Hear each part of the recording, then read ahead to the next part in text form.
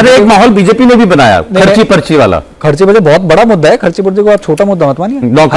Haryana historically ऐसा state है जहां पर आप इमेजिन नहीं कर सकते थे कि बिना करप्शन के, बिना खर्ची पर्ची चले, कोई पर्ची पकड़ा के किसी की रिकमेंडेशन तो नौकरी लग जाएगी। भारत के कुछ ही नेता हैं जो जेल में गए हैं, और हरियाणा के chief minister, sitting chief minister इसलिए जेल में गए क्योंकि अपने रीजन के टीचरों की भर्ती करवा दी आपने खर्ची पर्ची लेकर। तो आप ये खर्ची पर्ची का मुद्दा छोटा नहीं था, बहुत बड़ा है, क्योंकि हरियाणा स्टेट के अंदर बहुत सारे ऐसे एकेडमिक्स हैं, पुलिस के अंदर बच्चे लगे हैं, डिपार्टमेंट से, इलेक्ट्रिसिटी डिपार्टमेंट, पीडब्ल्यू डिपार्टमेंट, बहुत लोग लगे हैं जो सिर्फ इस बात के, उन्होंने किसी को पैसा नहीं दिया, ना कोई रिकमेंडेशन दी, कायदे से आए, एग्जाम क्लियर किया। फैक्टर को डिस्कस करना पड़ेगा। कई बार देखिए, कई बार कोई आदमी बहुत बोलता नहीं है, बिल्कुल मीडिया लाइमलाइट में नहीं रहता है।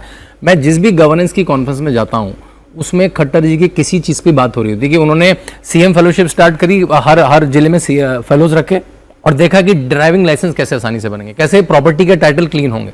अब ये बात क्या होता है, क्योंकि ये बड़ी इंटरेस्टिंग सी बातें नहीं होती हैं, ये किसी टीवी डिबेट में नहीं आ पाती हैं। कैसे स्कूलों में लर्निंग लेवल्स पे काम होगा, ये सब बातें सुनने में अच्छी नहीं लगती, लेकिन लोगों को हाइंडसाइट बीजेपी सोच रही हो कि जरूरत नहीं थी हमें खट्टर जी को रिप्लेस करने की। अब हो सकता है, हो सकता है नहीं, आई थिंक ये सारा का सारा इस वजह से हुआ है क्योंकि लीडरशिप या प्राइम मिनिस्टर नरेंद्र मोदी ने डिसाइड किया था कि भाई this is how the playbook is going to be, और वही चीज अनफोल्ड हुई है। अगर आप ये सोचें कि भाई मनोहर, क्योंकि देयर आर मेनी पोलस्टर्स या मेनी स्ट्रैटेजिस्ट जो ये बोल रहे थे कि शायद 1.5 साल पहले हटा देना चाहिए था खट्टर साहब को, तो ऐसा नहीं है। कैसे मदद हुई आपको लगता है सैनी साहब को ला करके? एंटी इनकम्बेंसी आपने मेजर चेंज कर दी ना, आपने वो सारे फैक्टर्स जो 9.5 साल के अंदर जिस भी खेमे के अंदर किसी भी तरह की कोई एक रंजिश थी मुख्यमंत्री मनोहर लाल खट्टर से, आपने सबको एकदम साइडलाइन कर दिया ऑल ऑफ अ सडन, और आप ऐसे व्यक्ति को मुख्यमंत्री बना दिया जो एकदम संगठन से उठे हुए हैं, जो ओबीसी से आते हैं, जो सैनी समाज से आते हैं। इस स्टेट के अंदर आप इमेजिन ही नहीं कर सकते थे भाई जाट नॉन जाट की पॉलिटिक्स चलती है, तो अगर आप बिश्नोई समाज के बोलते हैं, भजन लाल जी भी जाट अपने आप को रिलेट करा करते थे। अगर आप उसके बाद देखते हैं, हुड्डा साहब रहे हैं, चौटाला रहे हैं, या फिर अभी रिसेंटली मनोहर लाल जी रहे हैं, तो आप इस स्टेट के अंदर कभी भी नॉन जनरल कास्ट के व्यक्ति को इमेजिन नहीं कर सकते, और बीजेपी ने ये इंश्योर करके दे दिया। बीच में बार बार जब ये मुद्दा उठाने की कोशिश की थी कुमारी शैलजा की, कुमारी शैलजा का नाम इस वजह से कांग्रेस उठा सकती थी कि वुमन है, and then she would perhaps be the first Dalit chief minister of the state.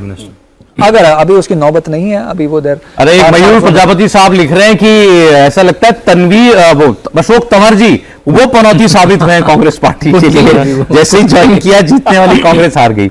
उनका मौसम वैज्ञानिक बनने का तो अभी टाइम नहीं आया, इतना तो मेच्योरिटी नहीं है, मेच्योरिटी पासवान जी टाइप की नहीं है। उन्होंने भारतीय जनता पार्टी द्वारा बनाए 152D का बहुत अच्छा उपयोग किया।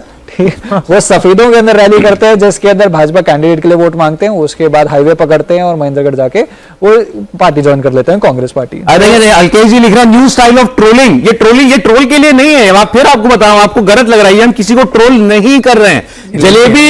जलेबी इसका एक बहुत प्रतीक बन गया है इस चुनाव का।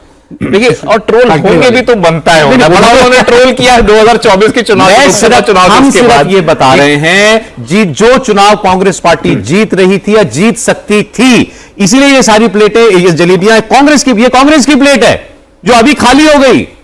ये बीजेपी की थी जो खाली थी, ये कैसे जलेबी उसमें चली गई, ये है सवाल कांग्रेस के लिए सोचने का। और इसमें भी 2-3 बची हुई है, ये कश्मीर के नाम की है, कश्मीर में सरकार बन रही है अलायंस की।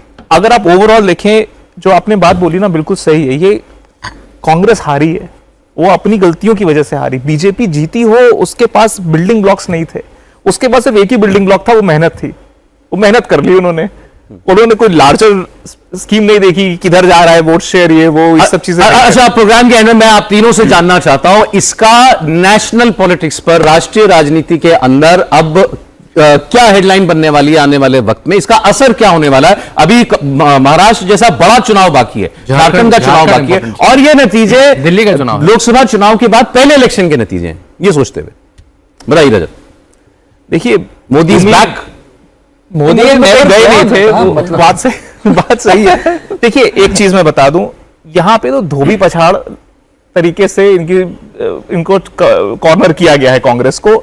उम्मीद ये है कम से कम नैरेटिव सोशल मीडिया वगैरह पे जो सोई हुई जनता है वो जगेगी, और यहां से कम ये नहीं अलाउ करेगी कि कांग्रेस का नैरेटिव वापस से उसके जो सक्रिय लोग हो गए थे वो उस पर डोमिनेट करने की कोशिश करें। ये बीजेपी के लिए ये बहुत इंपॉर्टेंट चेंज होना चाहिए, विशफुल थिंकिंग है।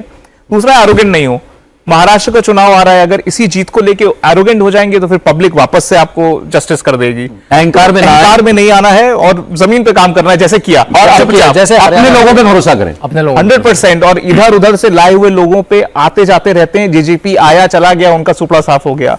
ऐसे ही अजीत पवार हैं, उधर से आए हैं जाए हैं, क्या करेंगे आप भरोसा नहीं कर सकते। आप सिर्फ एक ही चीज पे भरोसा कर सकते हैं, वो आपकी निजी ताकत, आपके संगठन की खुद की ताकत। नेशनली ये सारी अपनी ताकत का बल है 100%। हरियाणा वाला। मुझे हाँ, कुछ लोग बता रहे थे, नायाब सैनी जी ने खुद ग्राउंड पे चुपचाप अपने अपने टीम को लगाकर उन्होंने जितना मोबिलाइज This is- कर सकते this थे is किया, my- सब मेहनत करी, लार्जर नैरेटिव में पड़े ही नहीं, वो मीडिया पे छोड़ दिया। दिस इज इंडीड नायब सैनीज विक्ट्री, क्योंकि वो लोकसभा के अंदर भी कंटिन्यूअसली ऐसी रैलीज कर रहे थे, वो हरियाणा असेंबली के अंदर भी ऐसी कंटिन्यूअस रैलीज कर रहे थे, और उन्हीं की टीम या उन्हीं वही इकलौते ऐसे लीडर है हरियाणा के अंदर जिनके अंदर ये कॉन्फिडेंस था from day 1 to day 0, day 1 to day 100 कि हम फुल मेजोरिटी के अंदर भाजपा सरकार बनाएगी। नेशनल नैरेटिव की जो आप बात करते हैं उसके अंदर एक इंपॉर्टेंट मुद्दा आ जाता है कि भूपेंद्र सिंह हुड्डा ने अनाउंस किया था कि जैसे ही उनकी सरकार बनेगी तो शंभू बॉर्डर खुलेगा। शंभू बॉर्डर खुलते ही आपका दिल्ली थ्रेट बन जाता है, दिल्ली के अंदर एक मेजर दिल्ली पे थ्रेट गिर बन जाता है, बॉर्डर पे गिर जाता है, और आप अब जैसे साफ दिख रहा है कि अब ये होने वाला नहीं है, शंभू बॉर्डर बंद रहेगा। कोई ऐसे आंदोलनकारी अगर चाहें कि दिल्ली के अंदर कोई किसी तरह की अस्त व्यस्तता मेंटेन करेंगे या बनाने की कोशिश करेंगे, वो कंट्रोल रहेगा, क्योंकि उससे ना केवल इकोनॉमी का बट जनरली एक सामाजिक सौहार्द में भी एक इम्पैक्ट पहुंचता है। तो वो एक मेजर चेंज है, एटलीस्ट लार्जर मैसेज। शांतनु जी सौरभ, देखिए भाजपा ने स्टेट गवर्नमेंट्स में मल्टीपल टर्म्स लेने की अब जो अपनी प्रथा है उसको बढ़ा दिया है। हम लोग पहले 10 साल पहले 15 साल पहले स्टूडियो में सुनते थे एंटी इनकमेंसी चुनाव हार के, प्रो इनकमेंसी शब्द सुनने को नहीं मिलता था। अब वो गुजरात है, छत्तीसगढ़ हो, मध्य प्रदेश हो, राजस्थान हो, उत्तर प्रदेश हो, हरियाणा भी, जो हरियाणा उनका ट्रेडिशनल स्टेट भी नहीं है। 2009 में देख रहा था 9% वोट शेयर और 4 सीट से आप 10 साल बाद 40% की पार्टी और तीसरी बार ऐतिहासिक सरकार बनाने वाली पार्टी बन जाते हैं। तो जो लगातार सरकारें बना, अच्छा काम करो, जनता तुम्हें फिर से चुन के आज भेजेगी। सुबह यही बात बोल रहा था कि हरियाणा ऐसी स्टेट है इस वक्त, चाहे कोई कितना भी गए, हर एक असेंबली पर कम से कम 15,000 वोट्स वो सिर्फ इस बात के हैं कि प्रधानमंत्री नरेंद्र मोदी हैं।